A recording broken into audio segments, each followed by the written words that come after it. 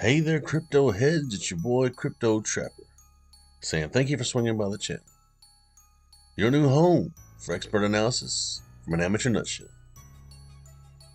This is not financial advice. Please do your own due diligence.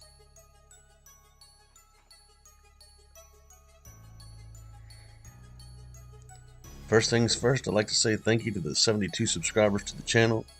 Thank you for help building the channel. When we get to 1,000 subscribers, we'll be able to go live, stream live, breakdowns of requested cryptos and stocks that you want to know my analysis on. That really is the goal, to be able to get to the point where we can go live. So thank you guys for subscribing and trying to make that happen. Now, I could just go here and try and talk to you about Bitcoin and the market right now, but everybody knows that because of this right here, the market is just kind of stalling, really not looking healthy because of all this war crap that's going on. So while this is going on, I'm trying to take the opportunity to bring you something else, something different than just the normal average regurgitated information you're going to get from all the other channels. It's my belief that once this war thing is over, the whole market is going to explode, because if you look down the cryptos, that's really what the signals are telling you, is that everything is ready to run, but it's the war thing that's holding everything up. So we're really just in a holding pattern.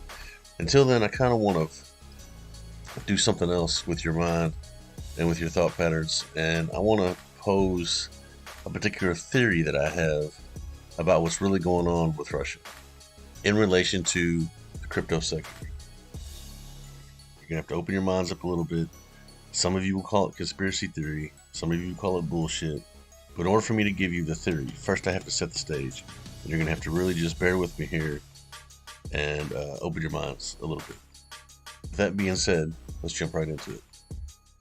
This entire planet is ruled by a monarch of bloodlines, a pyramid scheme that involves 13 of the world's most richest and powerful families, 300 of the world's most richest and most powerful subfamilies, 6 organizations that form the round table of think tank groups, who controls your central banks, tax revenue service, and your interest revenue, that determines which corporations have maximum power, that fuels your government, your intelligence communities, your military, police, courts, and prisons, that altogether is one massive power grab, has ruled over you, the extra eaters as they call you, since before the days of Christ. Let's look at a visual of what I just explained to you. See at the bottom, you are here. This is us, the population, the workers, the people. Bottom of the pyramid scheme. Just above us, you have the world population control, your different divisions of religion, to control your spiritual and religious thoughts and beliefs. To the right, you have your media control, your Disney, your Viacom, your Time Warner cable, your television program control. You have our governments, the intelligence community, our military, police, courts, and prisons, all part of the world population control. Just above that, you have our world resource control. Our gas companies like Shell, BP, tech companies like IBM, DuPont, ExxonMobil, Monsanto, the New York Stock Exchange, Pfizer, all of your world resource control corporations. Above that, you have your world financial control. You have your International Monetary Fund group. You have your World Bank. You have your Bank of International Settlements. You have your central banks, your tax revenue, and your interest revenue control. All part of the world financial control. Just above that, the top of the pyramid. Next up, you've got your round table of think tanks, your trilateral commissions, your Council on Foreign Relations, the United Nations, the Bilderberg Group, the Club of Rome, the Royal Institute of International Affairs. Above them, you have the Committee of 300, the world's richest, most powerful subfamilies, the Committee of 300. Above them, you have the Crown Council of 13, the world's richest, most powerful families, 13 families over top of everything. Then above the Crown Council of the 13, you have the World Monarch, which is the royalty bloodline, such as the Queen of England has the closest bloodline to George Washington. You can look that up.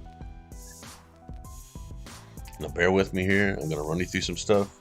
This is all to set up the theory I'm going to give you that is absolutely connected and related to crypto. Here's a nice picture of your presidents. This is presidents 1 through 44, all the way up to Barack Obama. The only president not pictured here, of course, is Donald Trump. It just happens to not have him on this picture. You understand how your presidents get elected? We vote every year. The majority wins. Well, that's all until you understand the truth behind all of your presidents. Now, this was a truth that was not known until 2018. In 2018, we discovered this. On the School Watch tonight, the story of a 7th grader from Salinas who claims to have made a major discovery about President Obama. She and her grandfather say that President Obama is related to all but one U.S. president. We get more tonight from Action News reporter Felix Cortez, who's live in our Salinas newsroom. Well, Dan, the youngster spent the summer, really all summer, tracing the family tree of our presidents. Her conclusion that all the presidents, with the exception of one, share the same grandfather. Well, first we start off with George Washington at the top, and then it goes to John Adams, Thomas Jefferson. 11-year-old Bridget Davignon says she's made a first-of-its-kind discovery that President Obama and all the presidents before him, with the exception of one, are related and descendants of a former king of England. No, they are all cousins, and they're grandsons of John Lackland. Davignon says she spent countless hours on the internet over the summer researching the lineage of our presidents, a project that started with her trying to trace her own family tree. But I'm the first historian to do all the presidents. I'm very glad I got this done, and I think it will turn out to be a success. The Monte Vista Christian 7th grader has written President Obama to tell him the presidents before him are his cousins. She hopes to present this family tree chart personally to the president. But Bridget has her skeptics, including this reporter. Her biggest supporter and firm believer that Obama is a descendant of a former king of England is no doubt her mother. If you have a child, and they have a child, and they have a child, and they have a child, and they have a child, Like names change. all she's saying is this guy is the great, 25th, 27th, depending on what line it is. He created all this family. So do I believe it? Yes. It's hard, but it's true. Now, it turns out that that information is true. You can do your own research right now online and discover the truth that that is in fact the truth. Every president has a hereditary bloodline that they are all linked to each other. Now, if you stop and think for a minute what that means, either we, the people of the United States, are batting 1,000 when we pick our presidents, or something's a little off on the scheme as the way that you currently understand it. But let's dig a little deeper. You notice that there's one president missing off of here, right? Donald Trump. Okay, well, how do you think he fits into this game? Now, upon a little investigation, we found out this. Both Donald Trump and Hillary Clinton are related to John of Gaunt, a 14th century royal. Gaunt, who was the first Duke of Lancaster, was the son of King Edward III. According to MyHeritage.com, Trump is related through his mother, Mary Ann MacLeod, back to his 17th great-grandfather, John Beaufort, while Clinton is related through her father in the Rodham family, back to her 17th great-grandmother, Joan Beaufort. This connection makes Donald Trump and Hillary Clinton 19th cousins. And if you want to go to the website, Familypedia, you can pull up the genealogical relationships of presidents of the United States. Now, they have everything broken down in direct descendants, indirect relatives, second cousins, third cousins, on through whatever. As I scrolled all the way down through here, right about the 8th cousins category, right at the bottom, William McKinley and Donald Trump are 3 times removed 8th cousins. James Knox Polk and Donald Trump, 5 times removed 9th cousins. James Monroe and Donald Trump, 4 times removed 10th cousins. And then if you look at the category right here, presidents related to royalty, right here at the very bottom, Donald Trump is a descendant of Edward III of England. Officially, that puts him in the bloodline. Here's a look at the top of the pyramid that we broke down earlier. Now we're going to look at the Crown Council of 13. Now, who is the Crown Council of 13? The world's richest and most powerful families. Well, let's take a look at the 13th most powerful families in the world. You have your Rothschilds, your Bruce Bundys, your Cavendish Kennedys, the Medici DuPonts, your Hanover Fremans, your Habsburg Collins, your Krupps Lees, your Plantagenet Onassis, your Rockefellers, your Romanov Astors, your Sinclair Russells, your Warburg Van Duens, and your Windsor Merovingian European dynasty. Those are the 13 most powerful families in the world, also known as the Crown Council of 13. These are the people that you find laced within all of your society, on your money, in your media, in your movies, in your music. Right here on your dollar bill, you have your 13 rows of bricks to build the pyramid of the all-seeing eye. You have your 13 rows of bricks to build the pyramid to your all-seeing eye. You have your 13 ribs on what is supposed to symbolize the serpent coming from it. A lot of people don't even know that that's what that is on the money. Over here you have your 13 leaves on the branch that you eat that the eagle is hanging on to. You have your 13 arrows that the eagles hold on to with this other hand. Above that you have 13 stars that you've been told in your life what these different happenstance things are on your money. They tell you conspiracy this, conspiracy that. What these occurrences on your money actually stand for is the Crown Council of 13, the most powerful 13 families on the planet. Let's take a look at another way that they're involved in your money. I want you to look. What do you see? Do you see two towers standing there like there's nothing wrong with them? Everything's fine, right? That's what they are. The two towers folded like an airplane. Let's move that aside. Let's bring the $10 in. Uh-oh. Something happened. What happened? The towers were hit by something and they appeared to be falling. Let's go to the 20. And now they've fallen even more. Do you see the two towers? What else was hit by an airplane on 9/11? Was it the Pentagon? Let's turn it around. And there is the section of the Pentagon. Let's move on to the 50 now. Remember, you saw the 20. They're almost gone. But when you get to the 50, they're gone. The towers are gone. They're gone, folks. This is on my money. And now get to the 100, and what does it look like? It's almost like there's some dragon or some just smoke coming up from the ground. And here's the 1. What does the 1 show you? Oh, look at that. It's almost as if it's not necessarily the government, it's the people in the government, or it's satanic at the top. Now, I never got into this stuff, ever. I don't care about it. And this is the problem. Nobody really does. Folks, this is undisputable. They executed a plan that was already planned. Okay, here's the 1 to the 5. The towers are hit.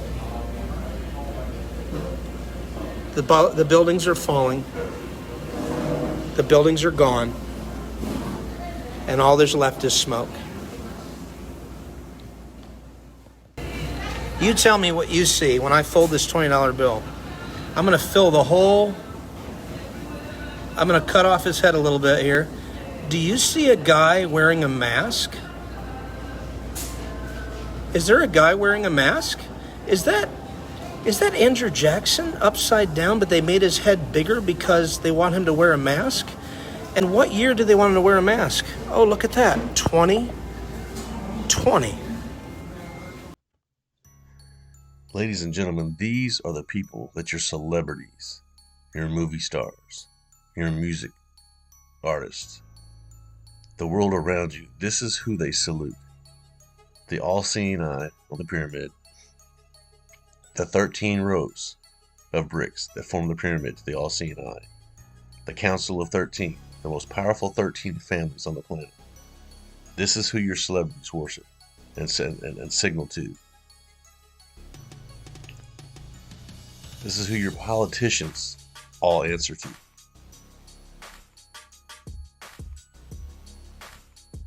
Now let that sink in for me. This is the globalist bloodline that Vladimir Putin is not a part of. Now, whether you believe in conspiracy theories or conspiracy blah, blah, blah, whatever or not, it doesn't matter. That's not what I'm trying to get to. All I'm trying to show you is how widespread the control is on the planet based on this royal bloodline. That's all I'm trying to show you. Now that you understand that, I can give you my theory on why Vladimir Putin would risk everything to go into Ukraine when the whole world is telling him not to. Now stop and think for a moment how when Donald Trump was in office, every media source you turned on tried to tell you about Russia collusion. Donald Trump was involved with Putin. One way or another. Russian collusion, Russia collusion. Why did the left, the Democrats, and the leftist controlled media all want to tell you that Vladimir Putin was your enemy? Now the current storyline being pushed around by QAnon supporters, Donald Trump supporters, conspiracy theorists alike online, are that these four politicians all have children working in Ukraine for the gas companies. They want to put it to you like Vladimir Putin is going in to clean out the garbage in Ukraine.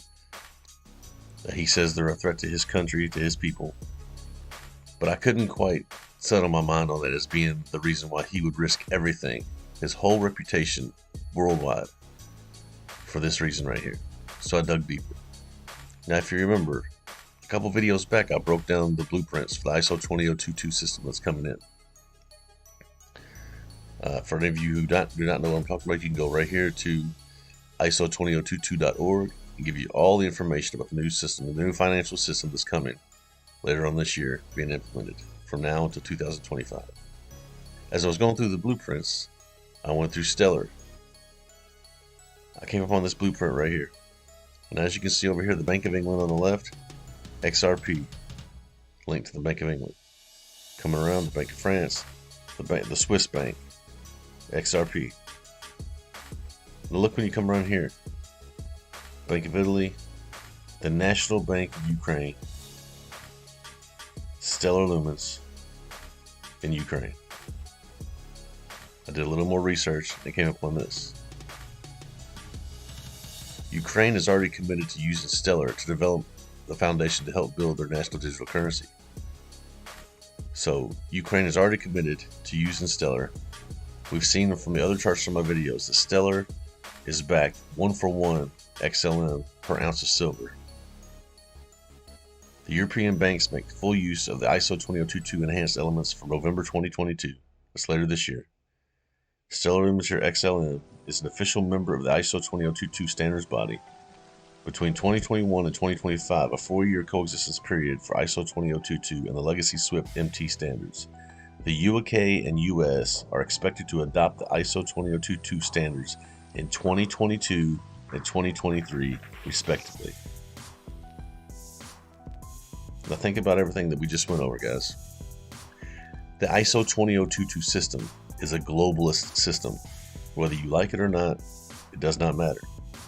It's fact. It's a globalist system bringing in a globalist digital currency to handle the financing all over the planet. Cash and coin or dime, the new system's coming.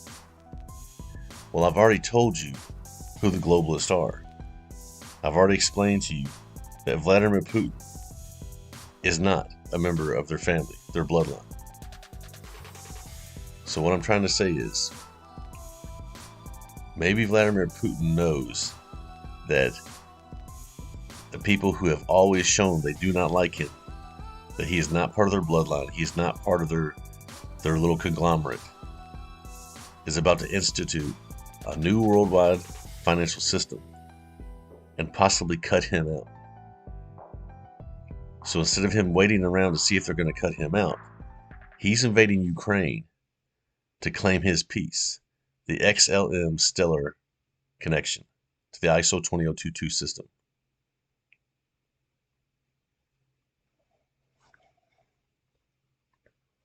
Now that's the theory I got for you guys. Do me a favor and comment down below whether you think that sounds like total crap, whether you think it makes sense to you, whatever your opinions and thoughts are. Maybe you have some information that I didn't have, that I don't have, that I didn't come across when I was doing my investigation. Help me out if I missed anything. But comment below, let me know what you think. If you have not subscribed, please subscribe to the channel. Help us build the channel and get 1,000 subscribers so we can go live and do live breakdowns on your favorite cryptos.